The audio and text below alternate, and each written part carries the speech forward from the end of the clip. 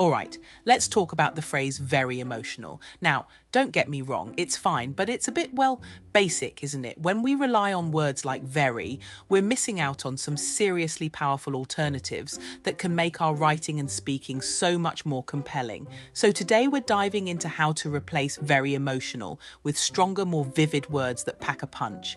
Let's get started. Okay, here's the thing about very. It's like putting a little bandage on your vocabulary. It gets the job done, but it doesn't wow anyone. Instead of very emotional, let's find words that show the depth of feeling without needing that very crutch. Words that really make people feel what you're trying to say. Let's explore some options. So instead of saying very emotional, how about something like overwhelmed? It's precise, it's vivid, and it tells us exactly what kind of emotion we're dealing with.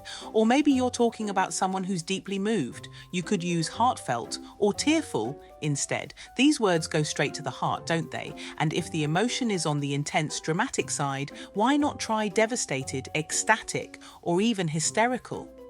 Each of these paints a much clearer picture of the specific emotion you're describing.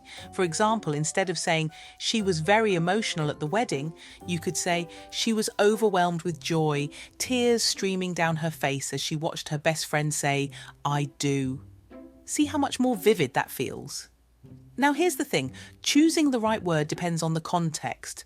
Are we talking about happiness, sadness, frustration?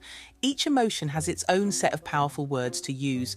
For happiness, you could say elated, overjoyed, or radiant. For sadness, try heartbroken, melancholy, or grief-stricken. And for anger or frustration, how about infuriated, exasperated, or seething? By being specific, you're not just telling the reader or listener what someone is feeling, you're making them feel it too. All right, let's practice. Imagine you're describing a scene where someone is very emotional. Instead of saying he was very emotional as he looked at the old family photo, try this. He was overcome with nostalgia, his hands trembling as he traced the edges of the faded photograph. Or instead of, the speech was very emotional and everyone cried, try this.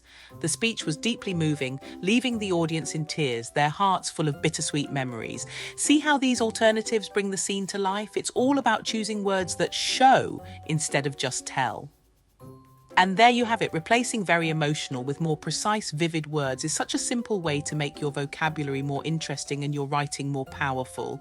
So next time you're tempted to use very, take a moment to think, what's a word that can stand on its own and really capture the feeling? Go ahead, give it a try and watch your writing shine. Oh, and don't forget to like, subscribe and share this with someone who's ready to level up their vocabulary.